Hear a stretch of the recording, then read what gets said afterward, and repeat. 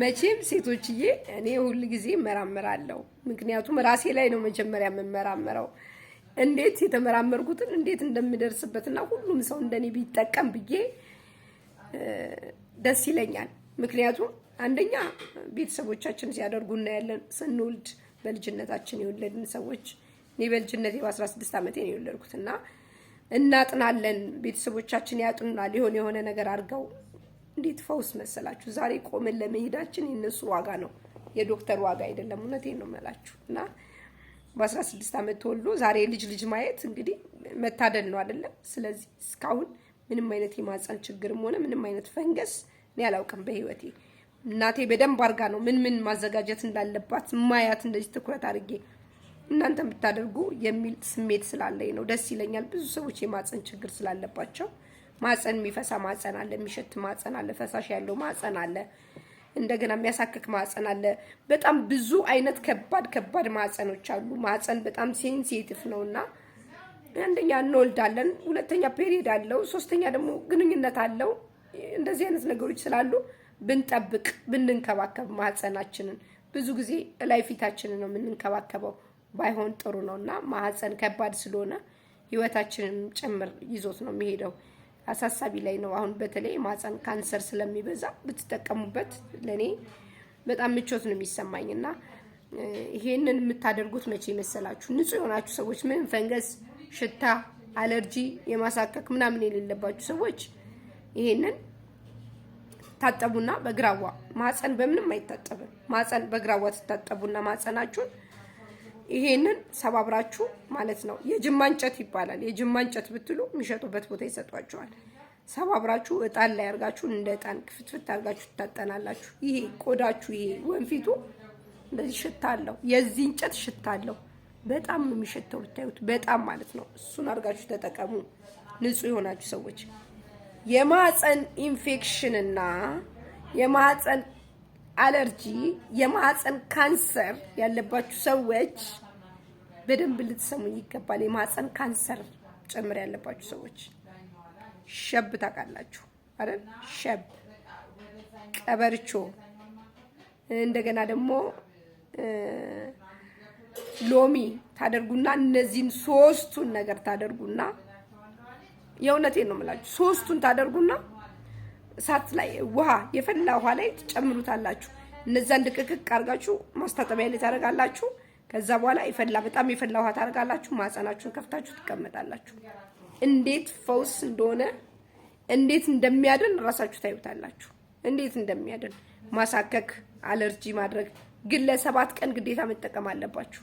በተከታታይ ያለ ማቋረጥ ለ7 ቀን ፔሪድ ሳትሆኑ ንጹህ ሆናችሁ ማለት ነው።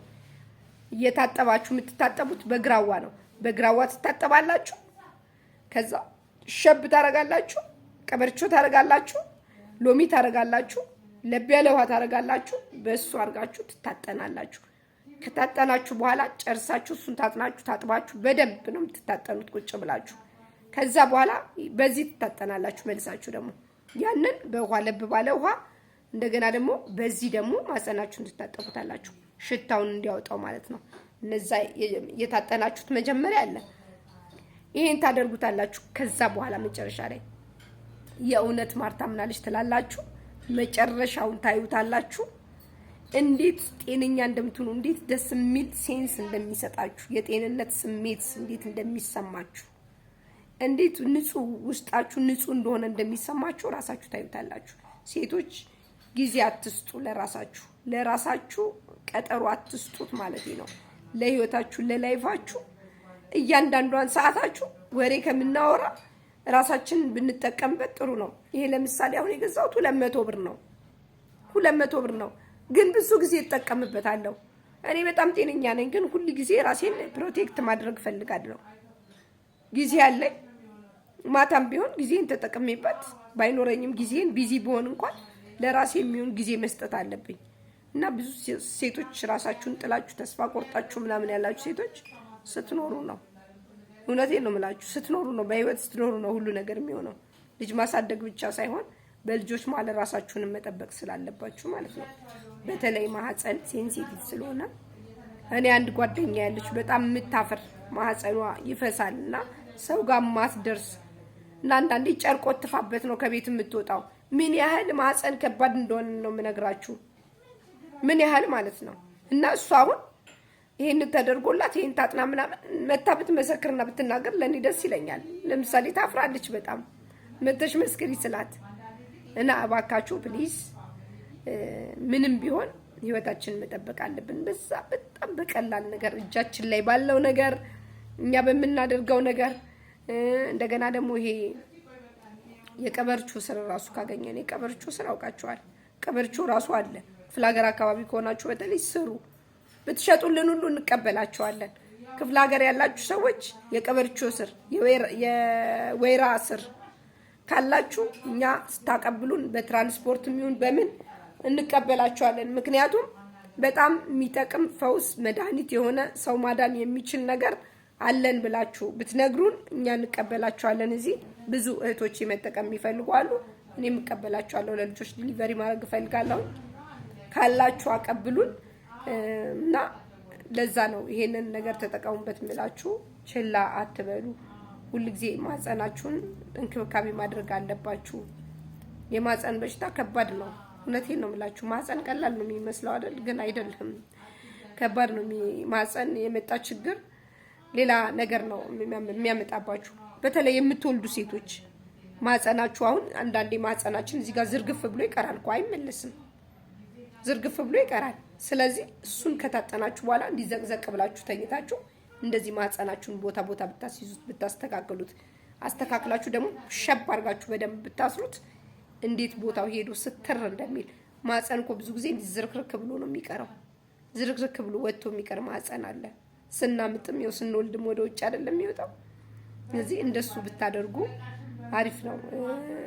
እና ሌላም ደግሞ ሌላ የማህፀን ምን እንደነበረ ብዙ ነው እኮ ማህፀን ላይ የሚጠቀሙት ነገሮች ብዙ ነው።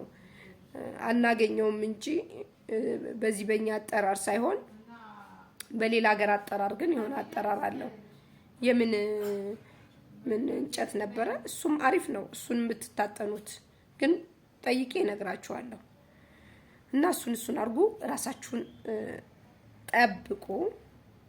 ደግሞ ልክ ልትታጠኑ ስትሉ ቅቤ ራሳችሁ ላይ ብታደርጉ እናንተ ከታች ስትታጠኑ ይሄኛው ከስር ደግሞ ወደ ታች ይገባል ማለት ነው። ቅቤ እንኳን ባትታጠኑ እንትን ብታደርጉ ይሄ ኮኮስ ብታስቀምጡ እዚህ ጭንቅላታችሁ ላይ፣ አቮካዶ ብታስቀምጡ እዚህ ጭንቅላታችሁ ላይ አብሮ ነው ተያይዞ የሚገባው። ብዙ ጊዜ ምንም አያደርግም ይላሉ ብዙ ሰዎች አይደል? በደንብ ነው የሚያደርገው። ለምን አያደርግም? ቅቤ ስንቀባ ራስ ይላል ሰውነታችን ሁሉ ነፃ ነው የሚሆነው። እና ቅቤ ለምንድን ነው የማንቀባው? ቅቤ ባንቀባ እንኳን ማለት ነው አደስ ታውቃላችሁ አይደለ? መቼም አደስ የማያውቅ የለም። ከአደስ ጋራ ቅቤ መቀባት ይቻላል። አደስን አርጋችሁ ቅቤ መቀባት በአደስ በቡና እንዳይሸት ከፈለጋችሁ እዚህ ላይ አርጋችሁ ብዙ ሞሮኮ ቤቶች፣ ስቲም ቤቶች እንደውም አገልግሎት ይሰጣሉ።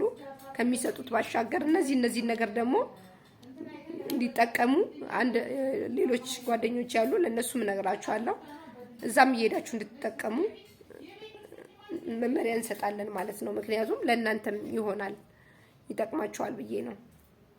እና ይሄንን የጅማ እንጨት መርካቶ ታገኙታላችሁ፣ ገበያ ቦታ ታገኙታላችሁ።